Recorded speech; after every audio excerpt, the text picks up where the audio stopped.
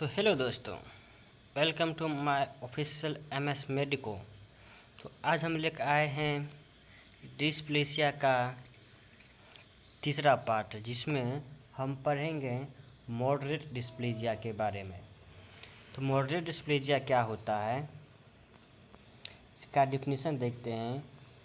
Moderate dysplasia is in precancerous conditions in which abnormal cells show more marked change in size, shape, and organization than mild dysplasia.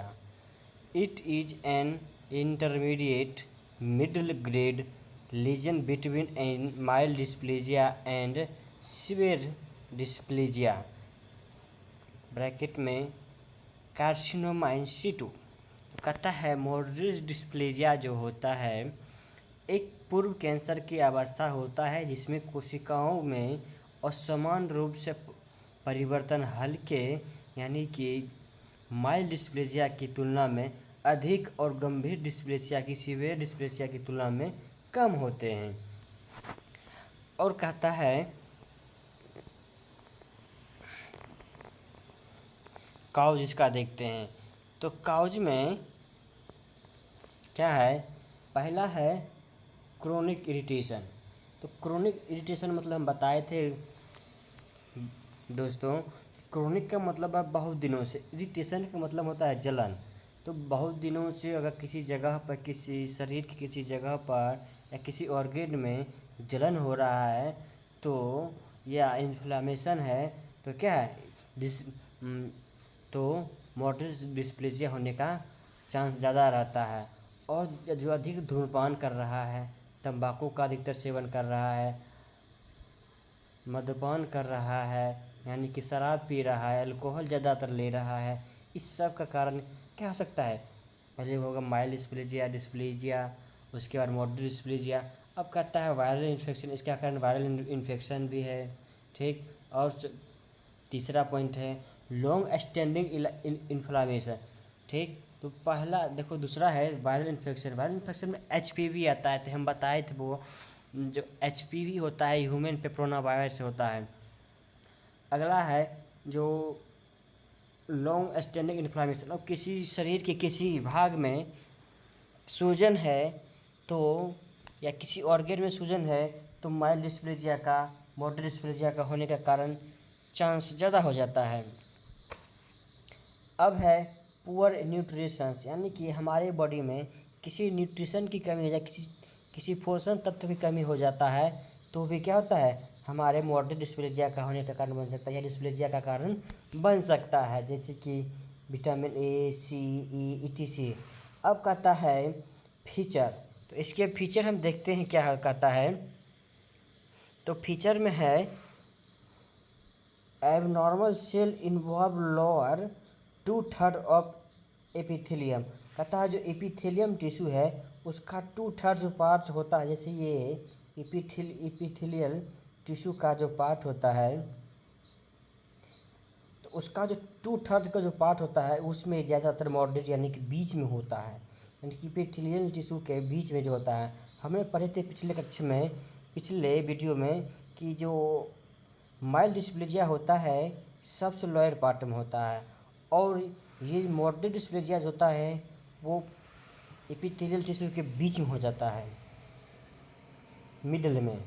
तो ये सब moderate dysplasia में होता है। इसका structure भी देखेंगे आगे। अब है जे nuclear enlargement and हाइपरक्रोमेजिया।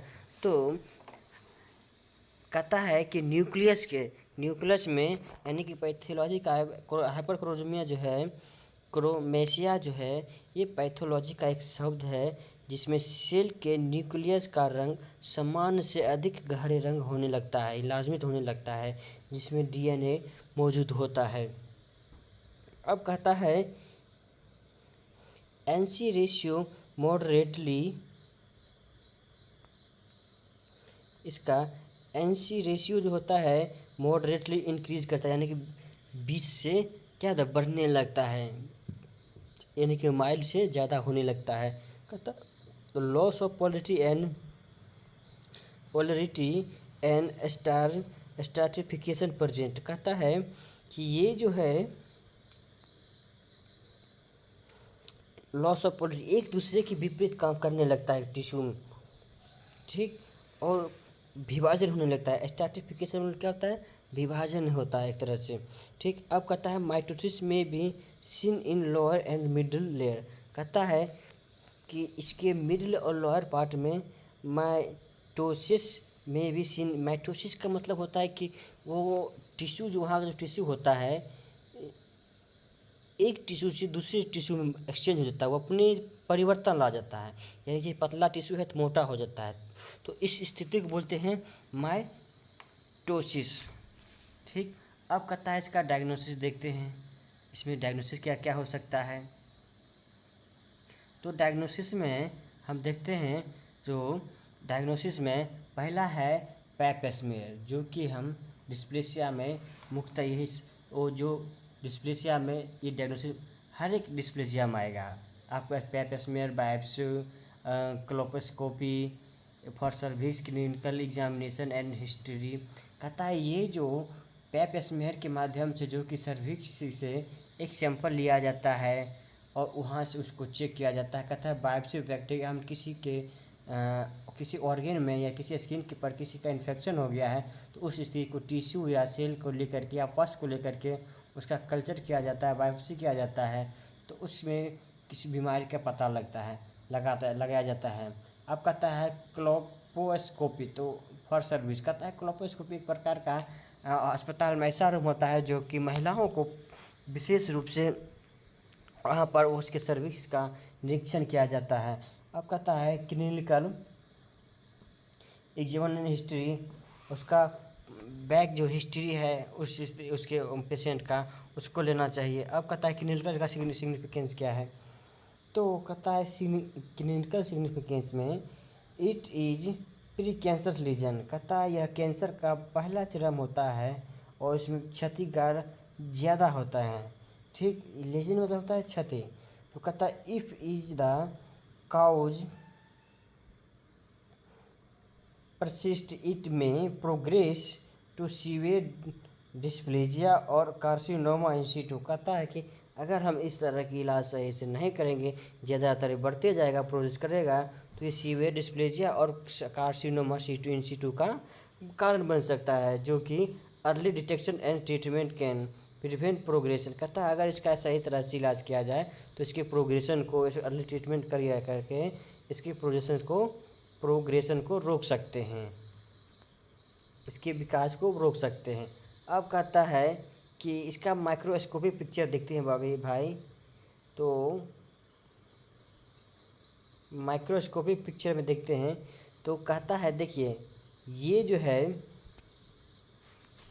Mature superficial sales है, ये वाला देखो पार्ट, ये वाला पार्ट है ना। और कहता है dysplastic cells involves lower two third part of the epithelium. तो कहता है एपिथेलियल टिश्यू का जो लोअर टू थर्ड पार्ट जो है यहाँ का लेकर के यहाँ से नीचे तक में, यहाँ से यहाँ तक क्या बताते हैं माइल्ड डिस्प्लेजिया है, और पूरे टू थर्ड पार्ट को ले लेता है तो हो जाता है मॉडरेट डिस्प्लेजिया, यानी बीच का डिस्प्लेजिया होता है। और नीचे में क्या रहता है, मतलब बेसमेंट सेल्स रहता है। तो इस भाग को क्या करता है, ये इफेक्ट करता है ज़्यादातर बीच वाले भाग को, ठीक। अब कहता है dysplastic change extend up to lower two third of the epithelium. हम बताए थे कि डिस्प्लास्टिक होता है कि किसी भी सेल्स में सेल या टिश्यू में क्या होता है, असमान रूप से एक्सचेंज होने लगता है, बड़ा होने लगता है आकार में, साइज में, तो उस सेल को बोलते हैं डिस्प्लास्टिक सेल्स, डिस्प्लास्टिक। अब कहता है उसका जो होता है टू थर्ड पार्ट एपिथेलियम का, एपिथेलियम टिश्यू जो होता है उसका टू पार्ट ये इफेक्ट करता है। अब कहता है इसका ट्रीटमेंट, तो ट्रीटमेंट में देखते हैं क्या होता है।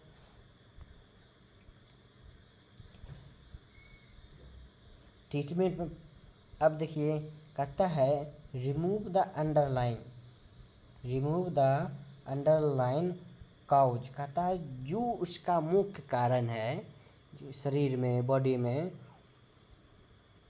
उस स्पेस को, उस जगह को पहले हम क्या करेंगे, अंडरलाइन करेंगे, ठीक, जैसे कि उसको रोकेंगे, रोकने का काम करेंगे, वहाँ को हाइजीन मेंटेन करेंगे, साफ़ सुथरा रखेंगे। और कहता है जो भी स्मोकिंग आप लोग कर रहे हैं तो उसको रोक दीजिए, अल्कोहल ले रहे हैं उसको रोक दीजिए, तंबाकू ले रहे हैं उसको ले लीजिए, रोक दीजिए। जो इन्फेक्शन है उस इन्फेक्शन का प्रॉपर रूप से इलाज करवाइए, तो इससे रोका जा सकता है। कहता है रेगुलर मॉनिटरिंग एंड फॉलोअप, कहता है जो जिस कारण है उस कारण को रोज़ क्या कीजिए, मॉनिटर कीजिए, चेकअप करते रहिए, करवाते रहिए। अब कहता है तीसरा पॉइंट, कहता है surgical treatment, excision sleep and conization if necessary. कहता है अगर ज़्यादातर हो रहा है तो उस स्थिति को एक छोटा सा ऑपरेशन के माध्यम से, इंसिजन लीप के माध्यम से, इस सब का मतलब होता है कट करके हटा दिया जाता है। कॉन्नाइजेशन का मतलब होता है कि कोन के जैसा, क्या कोन के जैसा क्या करता है, शंकु के जैसा कट करके, यानी कि सर्विक्स का एक छोटा सा ऑपरेशन होता है, वहाँ का एक जो असमान रूप से जो टिश्यू होता है उसको कट करके क्या करता है, कोनिकल शेप में कट करके उसको हटा दिया जाता है। तो इससे उसका इलाज हो सकता है, होता है। कहता है ट्रीटमेंट ऑफ एसोसिएटेड कंडीशन, अगर ज़्यादातर अति कंडीशन है तो उस स्थिति में उसका इलाज करवाइए, उसका मेडिसिन करवाइए। तो ये रहा मेरा आज का मॉडरेट डिस्प्लेजिया के बारे में। तो जिस प्रकार से डिस्प्लेजिया सेम चीज़ होता है, बस इसमें थोड़ा सा ज़्यादा टूथड पार्ट में इम्पैक्ट करता है, और सेम चीज़ जो माइल्ड डिस्प्लेजिया में होता है, जो डिस्प्लेजिया का डिप्रेशन बताए थे, वही सब इसमें भी रहता है। तो हम मिलेंगे नेक्स्ट ब्लॉग में। अगर अच्छा लगे, नेक्स्ट वीडियो में अगर अच्छा लगे तो वीडियो को लाइक शेयर कमेंट ज़रूर कीजिएगा, और सब्सक्राइब कीजिएगा, अपने दोस्तों के साथ शेयर कीजिएगा। धन्यवाद।